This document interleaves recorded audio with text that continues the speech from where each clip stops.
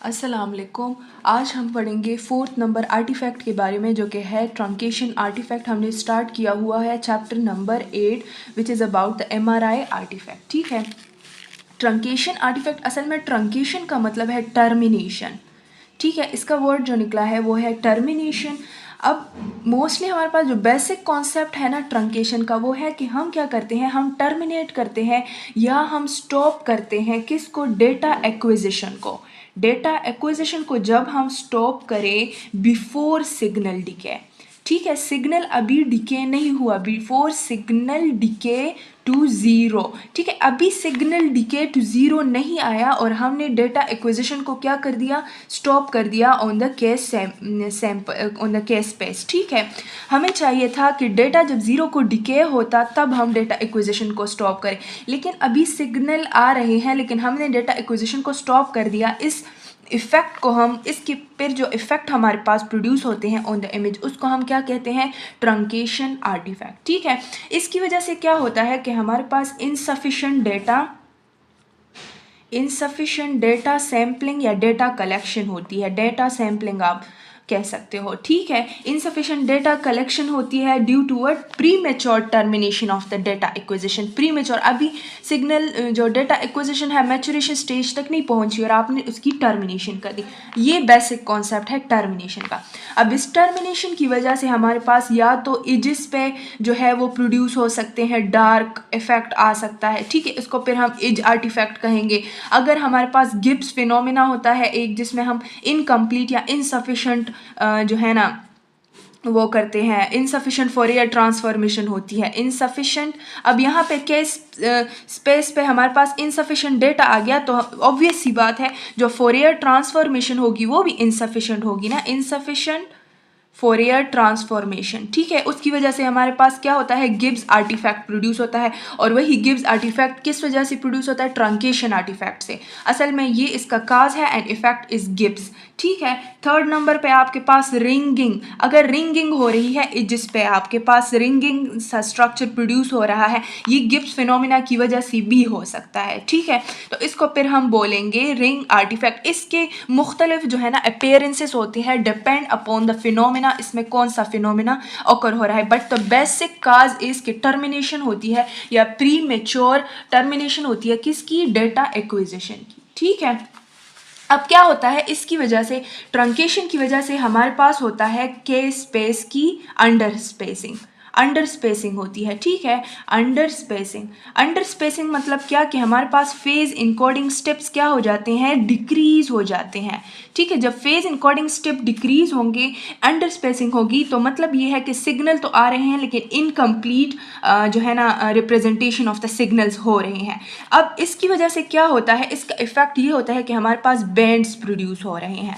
ठीक है, along the direction of the phase axis, यहाँ पे बैंड्स प्रोड्यूस होंगे। ठीक है, अब बैंड्स हमारे पास क्या होते हैं, लो इंटेंसिटी के बैंड्स होते हैं।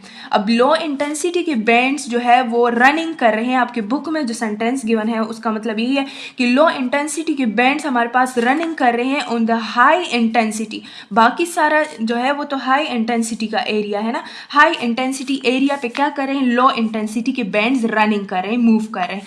अब हाई इंटेंसिटी के एरिया और लो इंटेंसिटी के एरिया हमारे पास आर्टिफैक्ट प्रोड्यूस करता है और उस आर्टिफैक्ट को हम क्या कहते हैं, Gibbs artifact, ringing artifact, edge artifact, or most important is truncation artifact. ठीक है, अब ये जो है ना, अब जो क्लिनिकल पॉइंट आपकी बुक में गिवन है, मोस्टली कहते हैं कि ये आर्टिफैक्ट आपके पास अपेयर होता है इन द स्पाइनल कॉर्ड या इंटरवर्टिब्रल डिस्क। ठीक है, अब स्पाइनल कॉर्ड पे अगर आप बात करें तो T1 वेटेड इमेज पे हमारे पास जो CSF होता है ना वो डार्क नज़र आता है, फ्लूइड है ना, फ्लूइड डार्क नज़र आएगा T1 वेटेड इमेज पे। जबकि जो टिश्यूज़ है ना, टिश्यू स्पाइनल कॉर्ड टिश्यूज़ है वो हमारे पास क्या आते हैं, ब्राइट नज़र आते हैं, जो वाइट मैटर होता है या ग्रे मैटर होता है। ठीक है, आप फॉर एग्जांपल कंसिडर कर लें, ये आपका है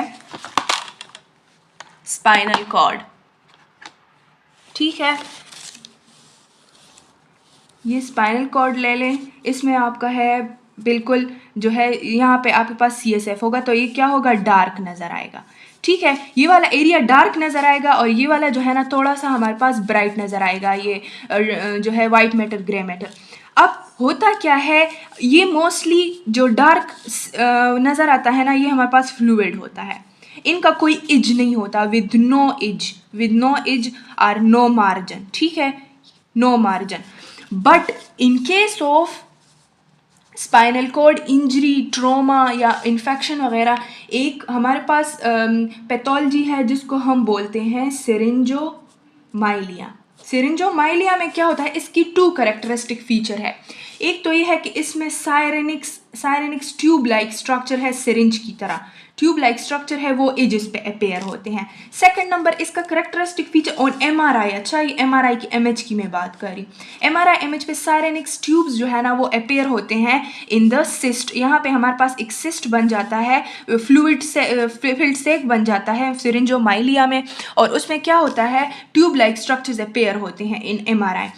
दूसरा इसका करेक्टरिस्टिक फीचर ये है कि इनके मार्जिन्स बन जाते हैं। मार्जिन्स तो इसके नहीं है ना इस फ्लूइड के, ठीक है, इस CSF के, बट इन केस ऑफ सिरिंजोमाइलिया इनके मार्जिन डार्क हो जाते हैं, ठीक है, डार्क हो जाते हैं, डार्क इजेस बन जाते हैं। हमने बोला ना कि ट्रंकेशन आर्टिफैक्ट का एक इफेक्ट ये है कि इनके डार्क इजेस बन जाते हैं।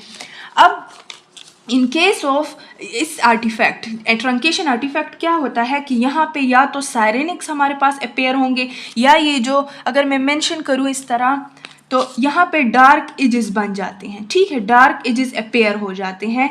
तो हम क्या करते हैं, हम इसको मिस इंटरप्रेट करते हैं, किसको मिस इंटरप्रेट करते हैं, CSF को विद सिरिंजोमाइलिया, ठीक है, सिरिंजोमाइलिया के साथ।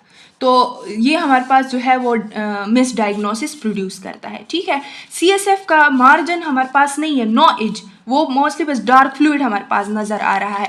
But in case of syringomyelia अगर हम मिस इंटरप्रेट कर रहे हैं, या in case of truncation artifact, तो अगर मार्जिन हमारे पास प्रोड्यूस हो रहा है तो हम ये समझते हैं कि ये हमारे पास क्या है, सिरिंजोमाइलिया है। इस तरह का कोई कंडीशन होता नहीं है वैसे, ठीक है। अगर आप बुक में इसकी करेक्टिव मेजरमेंट्स की बात करें तो कहते हैं कि इसका एक्सिस जो है, मैंने पहले ही बताया, फेज इंकोडिंग एक्सिस पे होगा। और इस तरह के MCQs भी आ सकते हैं कि परपेंडिकुलर कौन से एक्सिस को हो सकता है, तो परपेंडिकुलर होगा फ्रीक्वेंसी इंकोडिंग एक्सिस को, ठीक है। फ्रीक्वेंसी इंकोडिंग एक्सिस हमारे पास ये साइड होता है, और ये वाला हमारे पास जो है वो हॉरिजॉन्टल फेज इंकोडिंग एक्सिस होता है, ठीक है। अब कहते हैं कि करेक्टिव मेजरमेंट्स में है increase the number of phase encoding step को अब हमने अंडर स्पेसिंग की हुई थी ना, मतलब स्पेसिंग के दरमियान हमारे पास जो है डिस्टेंस ज़्यादा था। अब अगर हम क्या करते हैं, इनके अंडर मतलब इनकोडिंग स्टेप ज़्यादा बेचते हैं, तो क्या होता है, उससे हमारे पास जो ट्रंकेशन आर्टिफैक्ट है वो रिड्यूस हो जाती है, ठीक है। तो it was all about the truncation artifact which is most important